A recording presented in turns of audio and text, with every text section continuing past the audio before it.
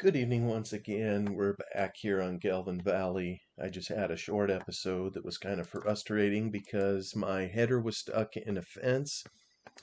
This happened one other time, and when it did, I somehow was able to get it out of the ditch, even though it landed on the other side. For whatever reason, I'm just not able to hear. Somehow the combine came up to the fence and was able to push the header over, but of course the rest of the machine wouldn't follow. And then in trying to extricate it, it, well, it just wouldn't come back the other way. So whether I like it or not, we have to go on a little excursion to go retrieve our header. Yip, yip, yahoo. Because I'm a kind driver, I'm going to let this vehicle go around me. But my, is it going so much faster than we are. This is just par for the course. If I don't watch it out, I'm going to end up in the ditch with this thing. I basically got to take it up the air to go retrieve the header.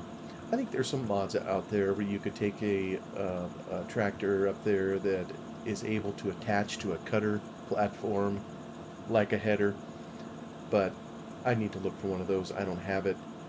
I did some experimentation off camera with the towing chain mod, and to see if I could, I had kind of a testing setup in another map, basically the regular map that came with the game. I got a towing chain, I had a tractor, I could hook it up to the tractor okay, but I couldn't attach it to other types of objects. I think I could attach it to another drivable vehicle, but I couldn't attach it. I mean, I tried attaching it to a trailer, I tried attaching it to a header, kind of like we're here, and I couldn't get it to lock no matter how I tried it. Stayed on the tractor okay, couldn't get it to stick to anything else. And the other problem the towing chain had, I liked the concept, but the chain was flopping all over the place, and the edge or the end of it that was attached to the tractor, you could hold steady and rigid or whatever, but the rest of it, you had no way of controlling where the end of the chain was. So even if you wanted to hook up to another vehicle, it kind of, would be difficult to get it over there. So I even downloaded another mod. There's a towing chain. Actually, let me hop in here so this car can go by. There was also a tow bar mod, which, but see, I put that one on and it kind of flopped all over the place too. It wouldn't stay sticking, kind of straight so you could back it up to something. It just wouldn't do it. You would attach it, and then one end of it would swing kind of in unpredictable ways, and so it was hard to line something up. So kind of frustrating, but it is what it is. So I think I may still have that one in the mods folder. It doesn't hurt anything being in there, but I removed the towing chain mod. But that would be so cool if you could take it down in there in a ditch like that for something like this and hook it up to anything. And it makes me wonder just how much work it would be to make it so they could do that. There's another mod I've been working with here recently. If anybody have seen my videos, I did one on dynamite. I guess I haven't uploaded it yet, so nobody could see it. But I have another map I'm working on, kind of my gateway map into Farm Sim 15. Spent a ton of time on it. I'm kind of building it up and putting all kinds of things into it. And one of the things I'm putting in it is a boatload of rocks, so that when you first start the game, one of the things a player's going to be faced with is a bunch of work. Some of these rocks are just huge, and they might be sitting on the surface. A lot of them are little and scattered around, and some of them are embedded in the map, and so the player will have to either blow them out with dynamite or use a dozer to push them out. I've been kind of working on a mod setup to do that. But anyway, these rocks are so huge Some of them you can push onto a truck, and so I've been experimenting on how to lock them down to the trailer bed so they don't move. But another tool I've found, or another mod rather, has been a crane. And I've been tinkering with the script to see if you can use the crane to lift all these rocks. And there's a locking script, I think I've been able to make it work, where you can lift these rocks with the crane so you can set them somewhere else. Well, the initial setup of this crane was to lift vehicles. And it has some way of locking them there, and so now I'm wondering if I studied that script and said, okay, how do you lock this vehicle here? And by vehicle, maybe it's steerable, maybe it could be anything. I really don't know that it matters what kind of a vehicle it is. It probably would hold it, and see kind of how it does it, and see if that could be put kind of on the end of the tow bar or the towing chain, and you could use the same concept, um, to where you would act the towing chain or tow bar up to something and it would grab any object, not just a steerable vehicle. And if anybody here's ever had any experience using the tow bar or towing chain, and maybe I haven't experimented with it enough, maybe there's a proper way to use it so that it will allow you to attach to a header or any type of object and tow it out of the ditch. If you know a way to do that, I'd love to know, because I think it's a really neat concept, for a mod, because you get something stuck and you want a way to haul it out. I mean, that can be a lot of fun to add to the game, to add that little extra challenge. But for the moment, I don't know how to do it, so I'm finding myself nearly the middle of the night, well, not quite the middle of the night, driving this slow, dirty combine up the other side of Gelvin Valley. I think I know where I'm going, but if it turns out I have the wrong area, then, well, I'm not going to be too happy that I drove this thing all the way up here, but such is life. And I think when I set up that other video, it was just a short one, but I just commented, you're never going to have this type of thing happen in the field. If a combine operator literally jammed their header through a fence, well, the fence would probably get knocked over. You would figure out a way to get it out. I mean, but the fence itself would be destroyed. It isn't going to be something like happened here, where it sticks through barbed wire and the barbed wire remains intact. Well, of course, that just doesn't happen in real life. But what does happen is all sorts of other interruptions. And in the combines, what might some of those be? Well, every now and again, maybe you'd plug something. You'd plug the header. I don't think I ever plugged the cylinder, except, when I worked for a neighbor. I think I described that in a different video. But, you'd be working hard and combining along and trying to get something done, and, well, you'd take in a wad. And a wad, we combined grass seed. Grass seed was the crop on the... Oh, there it is. There's our header. Yep, we're going to the right place. Thank you very much, gents. I'll get this and get out of your way. Well, we did grass seed, and grass seed was windrowed before we brought the combines in, so that the grass could lay there on the ground and have opportunity to dry, before it would get harvested. Oh, all right, let me pick it up. Oh, this is gonna hurt. Boom. And look at that, it didn't fix my damage. It'd be nice if this place would repair the damage while they were at it. Bunch of misers. Oh well. At least we got our header back. We'll go to the field and try to learn from this. But anyway, when we would windrow the grass, occasionally based on conditions, based on something on the windrower, and these were self-propelled windrowers, it would break.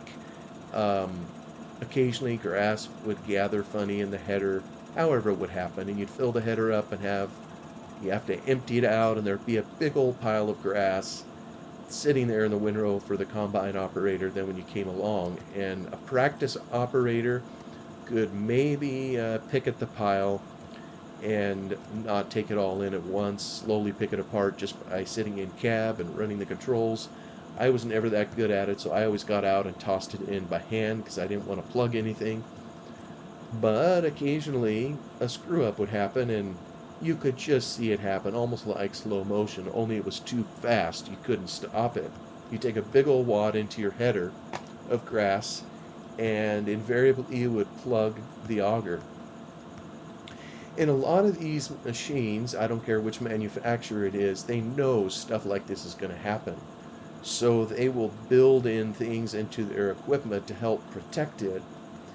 And a lot of times, I'm not even sure what the terminology is or what exactly it's called, but there's if anybody's heard of something called a shear pin. A shear pin is this little tiny little bit of metal that will sit in a shaft, and it's that pin. If the pin is broken, the shaft no longer turns. Sometimes if you have a powerful motor running a shaft on an auger, say, and then let's say you plug the auger, well, if you have a powerful motor, it's going to try to keep turning that auger, which you do not want it to do. Because if it's powerful, what it could end up doing, it could end up twisting the metal, disfiguring it, and just totally wrecking the entire auger.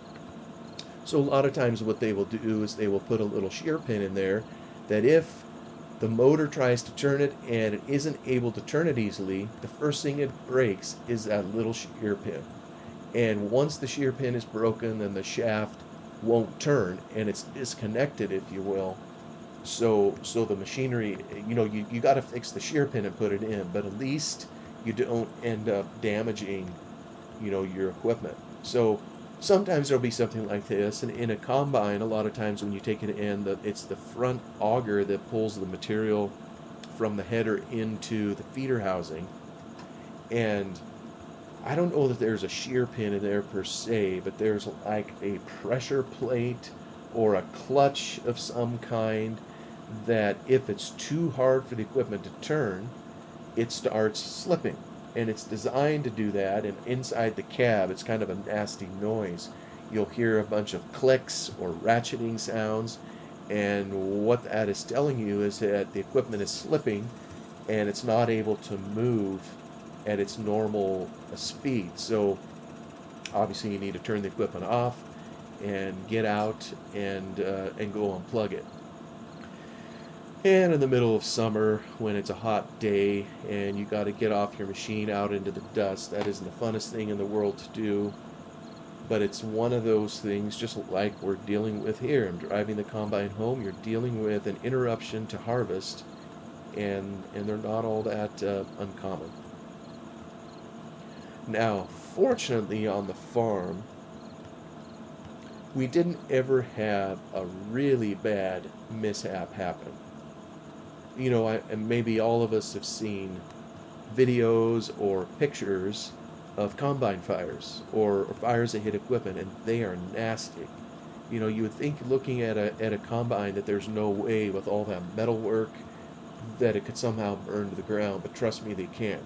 You can leave it just in a smoldering heap. And I've already talked about field burning and everything. When you harvest grass, it's no secret, and I don't care if it's grass or not, if it's wheat or oats or some kind of cereal grain, you have a lot of tinder dry straw there that, you could just look at it crossways and practically start it on fire. So it is a big deal, that you need to be on the lookout for. But fortunately, we never had it happen in the field. What we always did on the farm is anytime we were combining in a particular field, we always had kind of over on the fire break at the edge of the field, we had a tractor and a trailer full of water. Just in case a fire started, we had something there to help put it out or to deal with it. And the fear always was, if the fire started inside a combine or on the edge of it, you know, that would be kind of tough to put out. I don't know if you could put it out with water. I guess we would try. But you know, if it hits the fuel tank or is up inside it where you can't reach it, you know, it's or it gets into the oil. I don't know if water is effective, you know, to put that out. All the combines we had fire extinguishers on them, and honestly, back in the day, we weren't really trained on how to use it. It's just fortunate nothing happened. I think we checked them periodically to make sure they would still work, but fortunately never had to use them. We did have a scare though one time. I know my grandfather was helping us do some of the combining, and I remember one time where within the engine compartment, I believe a small fire started somewhere in there, just where I don't remember exactly. I think it had to do with a little bit of grease under the engine. It got hot. There was some residue seed and straw that had been, you know, brought into the engine somehow. And however it happened, it started a little fire in there. Well, you know, it'll take the operator a little while to notice, and all of a sudden there's smoke billowing out of the engine. And I think what my grandpa did is, whether it was the right thing to do or not, I mean, it all came out okay. So, I mean, I don't mean to sound critical on that. He did the first thing that came to mind. And this is something you would never do in ordinary circumstances. You just don't drive over the top of those windrows. The slightest bit of pressure, you know, would drop seeds out on the ground and you wouldn't be able to pick them up with your combine. So it wasn't something you would do willy-nilly. But I think when he saw the smoke happening, what he did is he put the combine in immediately into high gear and drove clear across the field where there was another local farmer. We were on a landlord property here, I believe at the time, and where he knew the neighboring farmer had some tractor water set up just to get out of the field. Because the other danger that can happen, you know, when you're combining on a field like this, isn't even to your combine, it's to the field as a whole. You know, you're in there harvesting the crop, and if you start a fire, it's possible your entire crop, you know, could go up in smoke, and you wouldn't be able to harvest it.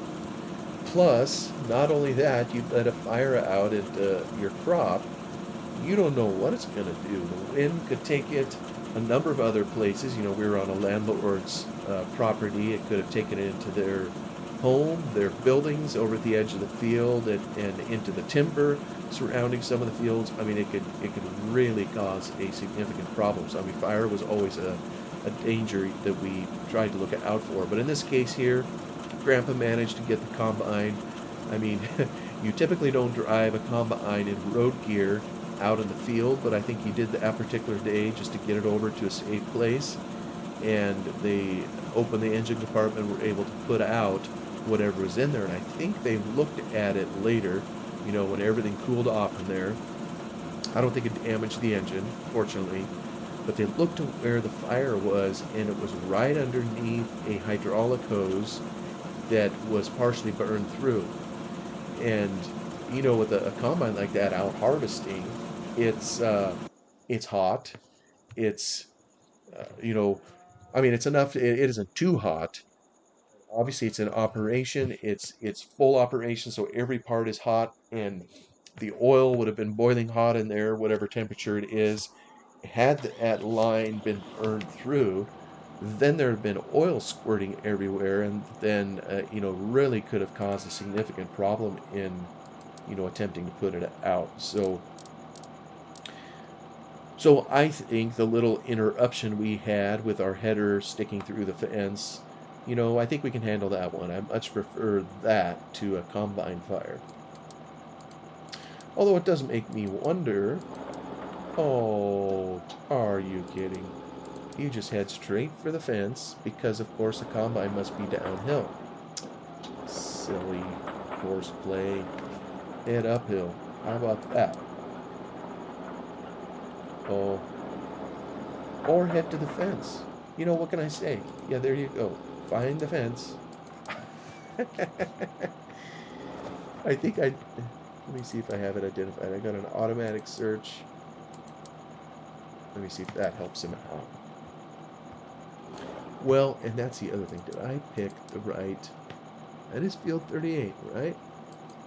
Yeah. Maybe what I'll do to help him out, I'm going to take him back over kind of where the route starts. And we'll see if that maybe it makes a difference.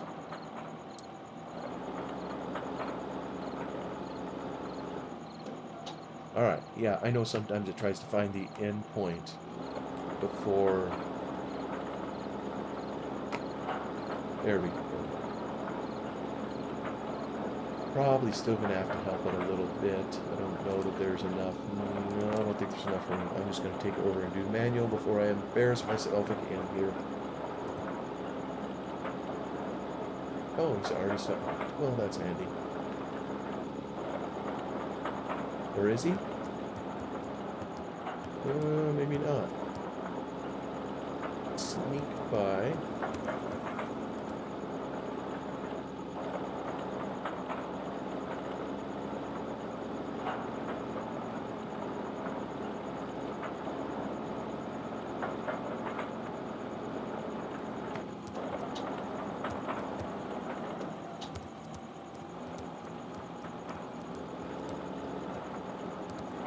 And, you know, there'd be all kinds of other interruptions that would happen, generally involving, what you didn't want to have happen was, well, I can't climb that hill. I need to get down on the flat.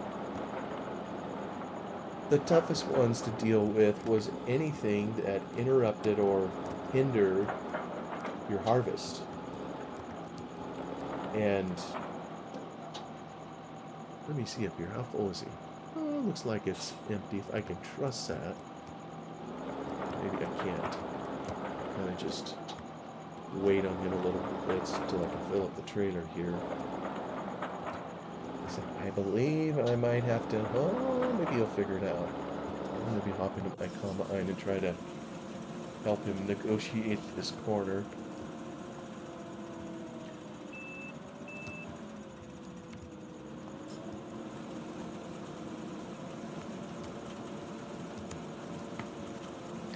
So, like I say, you didn't want to interrupt the harvest, but a lot of times the interruptions would be due to operator error and some blooper that happened, and you know, oh boy, that reminds me of something else I did that really was totally my fault, and it cost time for years.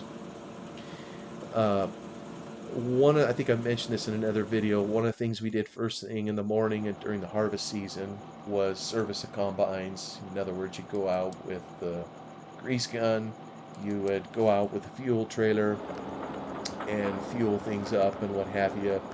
So we were doing this one morning, and I fueled up one combine, and when I fueled it up, I took the cap for the tank and I put it on the hood of the pickup. Then when I was done fueling it up, you know, I stowed away the hose and all that just fine.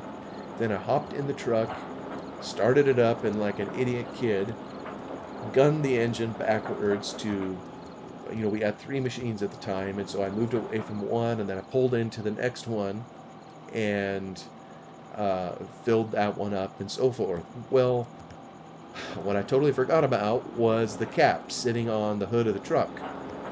And the cap went somewhere with my crazy driving, ended up somewhere on the ground, and there was loose straw everywhere. We never did find the thing. And probably the mistake made, now that was dumb. I shouldn't have done that. That was totally my fault. We lost the cap. But what we shouldn't have done at that point was run the machine during harvest. I think what was done is they found a rag or something, and they stuffed it in the top of where the cap would go, and they started harvesting. And at the end of the day, or during the day, or at some point, I don't know, someone, whoops, I need to turn on course record. Someone went and got a new cap, so they replaced it on there, and we figured, well, okay, all's well and done. Well, but there was significant damage that happened because during the day of the harvest, it, oh yeah, it's got to go find the end again. All right, be happy. During the day, during the harvest, there was straw and chaff and everything billowing around the combine as it, worked in the field.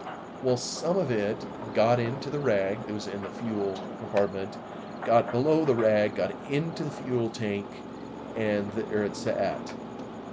And I know for years we fought that thing. Every now and again in the field, this particular combine would just die. And the reason was is it would get straw coming out where the fuel outtake was in the tank. And like I say, it was several years before it would run normally the way it should without randomly dying. And every time it died, it's one of those interruptions you had to attend to immediately. You'd have to go down there. There was this little bulb that the fuel would come out of, a little filter or whatever go through before it hit the engine. And you'd have to clean the straw out. And there was just straw until it worked enough out. And maybe there would have been a better way to deal with it, to somehow flush the tank if we could have got that out of there.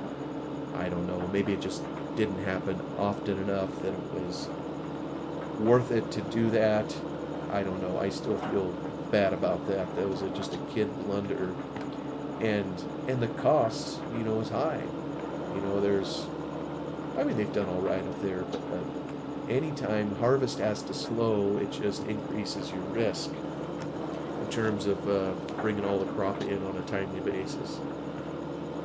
But I wasn't the only one that pulled bloopers, and whoa, that's gonna do damage playing chicken with cars. It always was better in my mind if a blooper had to be done that the boss was the one that did it. And I don't mean to just tell on one of my bosses, but there was a day in the harvest field where significant errors were made, and it wasn't the hired guys that did them. What I recall, let's see, at the time we had a John Deere 8820 combine. That's a flatland machine, and one of my bosses was driving it, and it was the outer round of the field, and in this particular field there was a telephone pole right next to the field. And if you're familiar with the 8820, it has an auger sitting up high, the unloading auger. Oh no, let the car go. Okay, I guess that works. The unloading auger is sitting up high and turns. It doesn't come out from the side of the machine, kind of like it is on our little combine. It sits way up high in the tank, so it's sitting up there. But that isn't the problem per se. But what happened is the operator turned wrong in front of this telephone pole, forgot that it was there, didn't see it, wasn't paying attention, something. And the end of the auger, the unloading auger, hit the pole. And as the combine turned, obviously the unloading auger stayed there and didn't move as the combine turned. And what happened is it sheared all the bolts off of the unloading auger. So the next time he tried to unload, he couldn't even move the unloading auger. It was just, the bolts were all sheared, so it just wouldn't turn. So when that happened, my boss moved into another machine, and this was just tragic. At the time, we were borrowing a neighbor's machine. The neighbor had finished harvest and allowed us to borrow their combine this particular year. And this particular combine was set up more like how our little combine is, that we're using in game here, with a unloading auger that kind of comes up from the bottom of the clean seed tank in the combine, so it comes up at an angle. Well, my boss was used to running the 8820, which had a higher sitting auger. So, and that's important because when you pull into a truck, to unload or offload your seed, you need to know where your unloading auger is so you can do that effectively and not bung anything up. Well, long story short, he pulled into or next to a truck, and because he wasn't used to the unloading auger sticking up at kind of an angle, he pulled in too close to the truck. He hit the truck with the unloading auger and just bent it back. And that is a big deal. I mean, that was worse even than the other one. You know, now you've bent the shaft in there, you've bent up the tin work, I think it bent it over on the side. You basically have rendered the combine useless because you're no longer, I think he could have combined with it, but you're no longer able to unload it. So you're therefore not able to use it. And as I recall, there was one other thing to finish off the day. I think by then the 8820 had been fixed, the bolts had been replaced, and so we hopped back into it, and then something broke in the header. I don't remember how that happened. A chain broke, and it just was par for the course. 3 times in a day, as I recall, all in the same day. And that makes for a rough day, but like I say, when you're the hired help, it's... At least I didn't do it. Not that time anyways. But those are some of the... Whoops, I guess he isn't unloading, so we'll help him out. So again, I think we could handle a little country drive to go get our header. That is what it is. I'm trying to think if there's any other good stories we had in the... Let me take the combine assignment off. I will set him to drive. It seems like there was always something. It's sometimes an interruption was pleasant. You know, my grandma had a habit in the summer, she'd bring milkshakes out, so we'd usually stop and take a breather then from time to time. And then there'd be passing amusements. You know, I guess you can get kind of bored driving a combine, what can I say? So, and you had the belt pickup on the header that you would use. Well, occasionally a mouse or gopher would get, oh, combine, where are you going? No, no, no, no, no, no.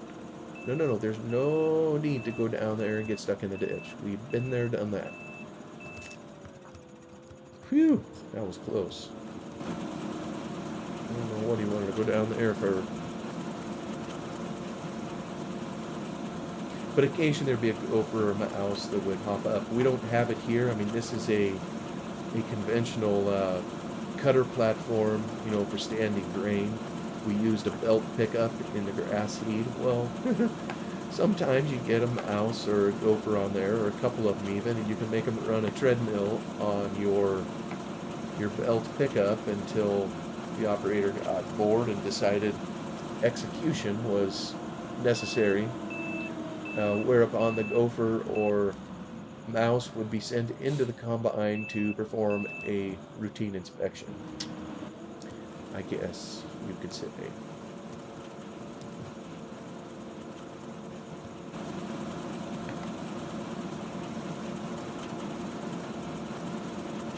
You know, it comes to mind now too, in the harvest part of the,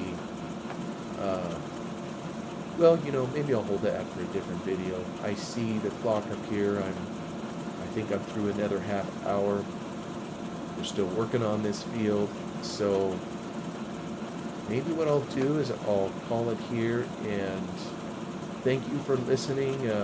Hopefully I haven't bored you to tears. I realize this harvest is taking forever. Thanks for sticking through it, and I'll see you on the next video. Have a nice night. Bye-bye.